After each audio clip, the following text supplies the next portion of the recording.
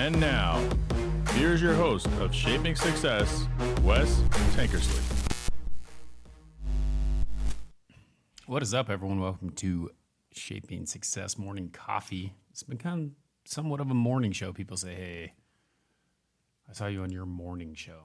That's kind of what it has become. So we do this. We've been doing this, I don't know, 22, 23 episodes. Stream it live on TikTok. Don't really interact on TikTok, but it's here. So if you guys want to come check it out, jump in. Shaping Success with Wes Tankersley on YouTube.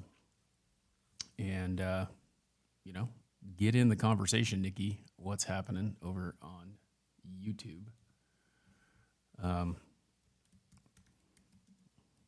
So just wanted to talk a little bit today about reflection. It's interesting. You get kind of nostalgic. You start thinking about things and reflecting on certain situations, certain times of year. And yesterday was my 43rd birthday. And birthdays are something that is not really a huge thing to me. And I don't know why. I don't know where I got to that point. And maybe it's just because I don't like people celebrating me. Maybe it's because I just don't think that, I think that it's any other day. You know, some people take their birthday off. Some people celebrate their birthday for the whole month, for the whole week, whatever. And I don't know. I've never really gotten into that. I never really thought that it was a big deal. But I found myself getting a little nostalgic yesterday because I get this phone call. So my wife and my daughter and, well, not my son because he doesn't really understand yet, but they really are like, "Oh, it's your birthday." So my mother-in-law left a gift for me before she left. She was here last week, and she was taking care of helping my wife with stuff around the house because she had surgery last week and she can't lift anything over 25 pounds for a while. And, well, my son, he weighs 30. So helping with that, helping around the house, doing things.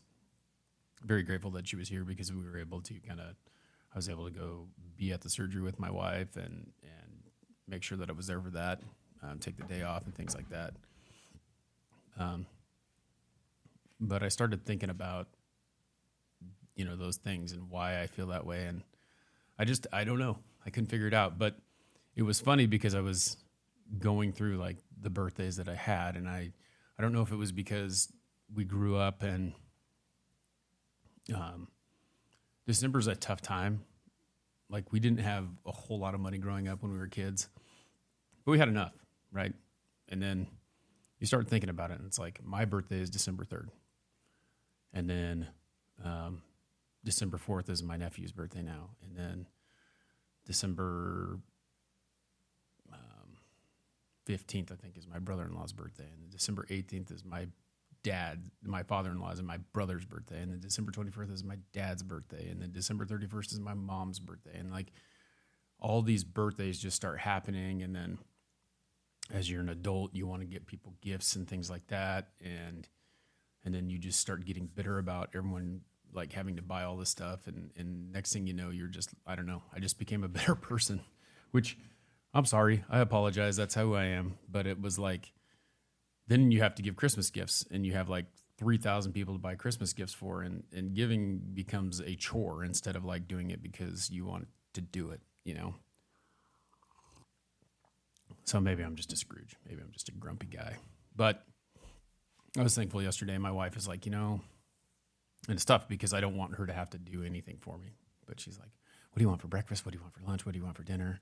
What do you want me to get you?" Blah, blah, blah, blah. And I'm just I couldn't think of anything that I really wanted. She's asking me all these things. And I'm I just want to relax. I just don't need anything. And it was kind of tough. But then I get a phone call. Kind of doing some stuff around the house, loading the firewood up, making sure that we get everything we need. We've been having some issues with our well. Not the water is kind of smelly, but that's kind of a normal thing that you get with well water.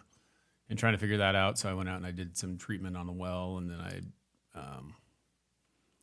we went out to Koenig Distillery and picked up a bottle of their barrel proof bourbon, which it's a limited release. They don't make very much of it. So that was kind of like, well, what do you want for your birthday? And I was like, I'll take that. And we went out there, got that, and then I get a phone call.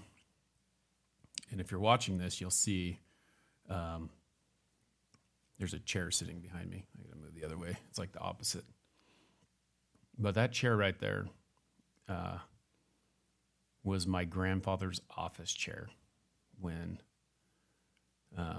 he worked at the parks. He was a parks and recreation director in Salinas, California.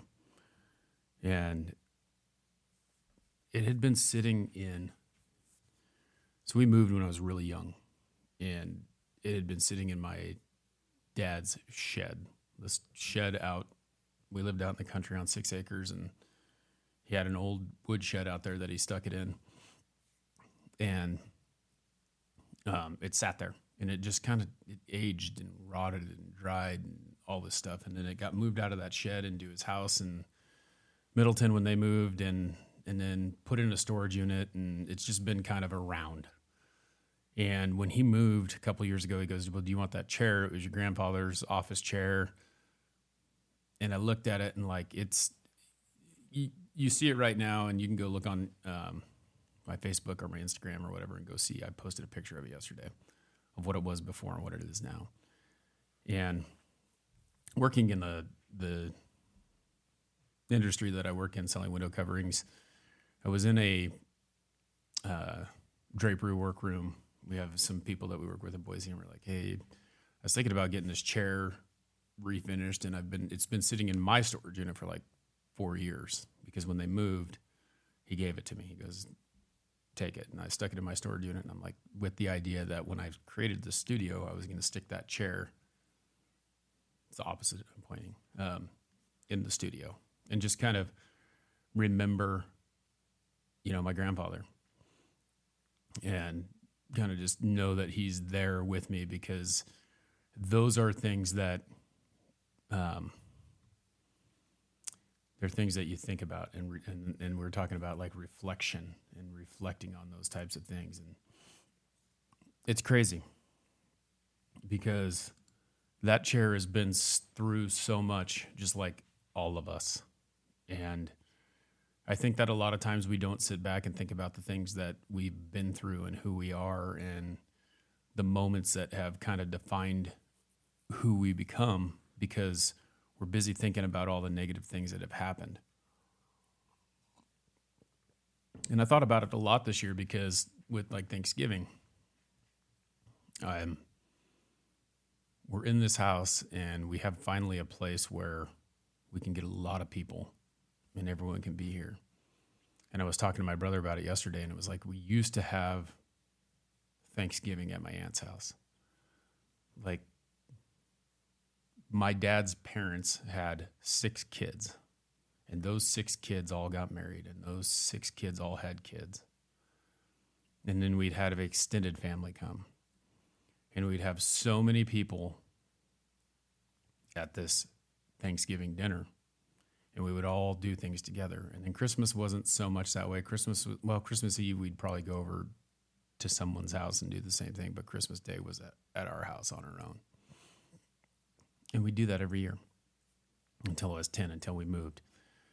And then we moved, and we were, away from them. So then every year for Thanksgiving, for the most part, we would jump in the vehicle and drive 11 hours back down there and go have Thanksgiving.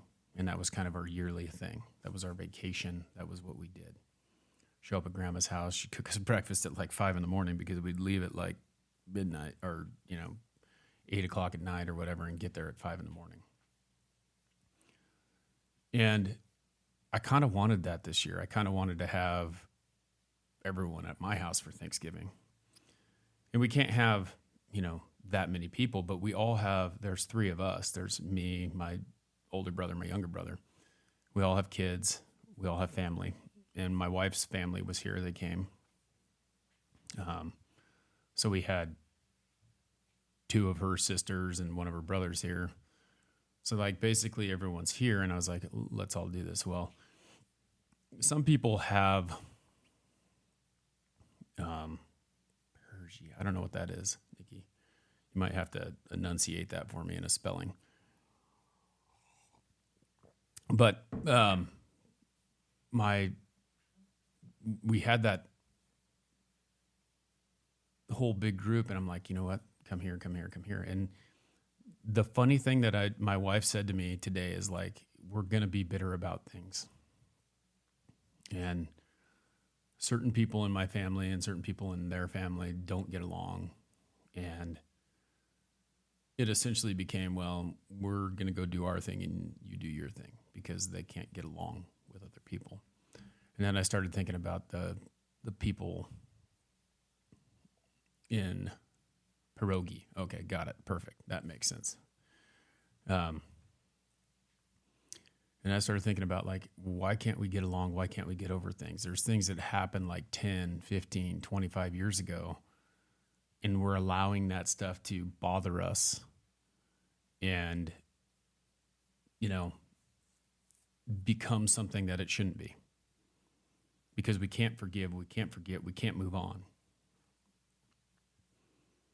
And that was one of the tough things. So that's kind of where I came up with this reflection thing. Well, then I started thinking about it, and this chair, I know that it was going to be done, and it shows up at someone calls me, and I can't remember what I was doing, but they called me and I didn't recognize the number. I was on the phone with my little brother.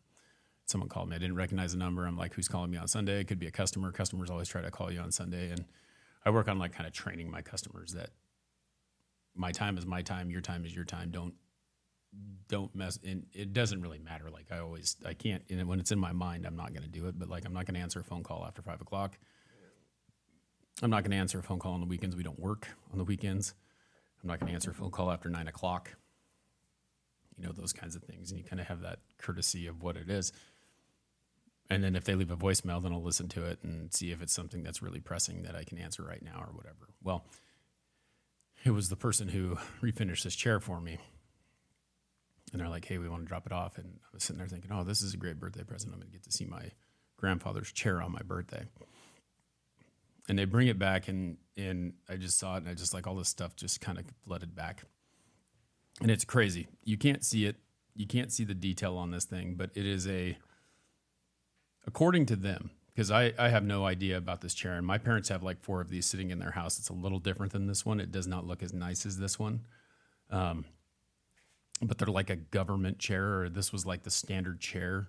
And as I was saying, my grandfather was a Parks and Recreation director for the city of Salinas. So this is like a city-owned government chair or whatever is what he called it.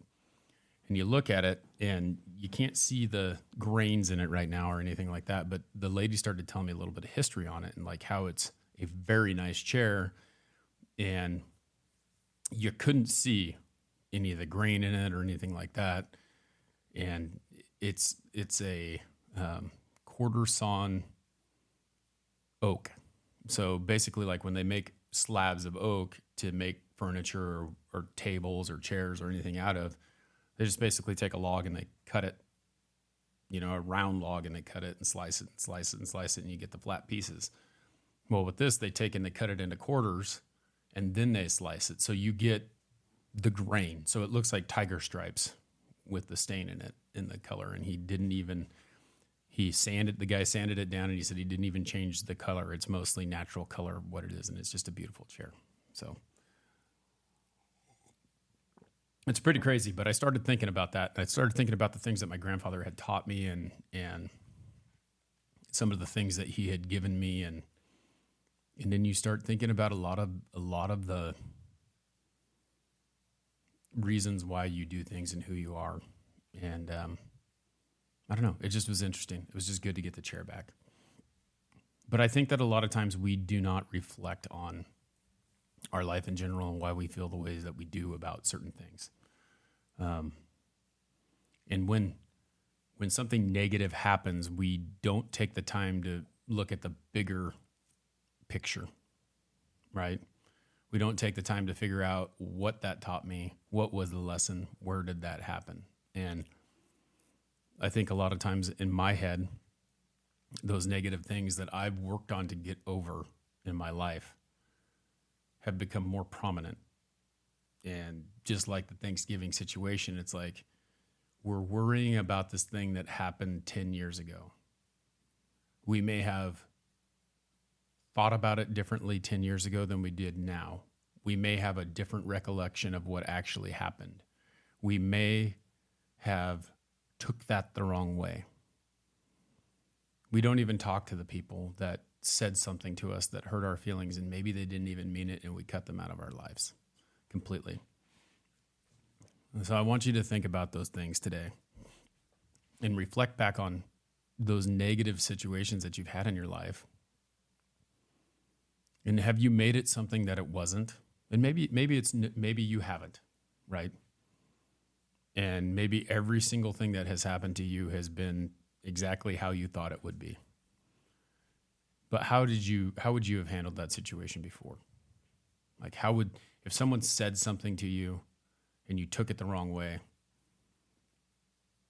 how would you handle it now? Maybe they were right, maybe they were wrong. Did you go back and say, "Hey, I'm sorry," or do you expect them to? Or have you forgiven them? Because even if you don't ever want to talk to that person again, whatever they did to you is something that has made you who you are today. And if that's a good thing, that's great. They have pushed you to be better. Okay? So even if it's a negative thing, it has made you who you are. It has helped you to become better or opened your eyes to something that could have been. When someone says something shitty to you and you realize that you needed to cut them out of your life because they are making you feel that way, that's a good thing, right? You realize that this is not what you want.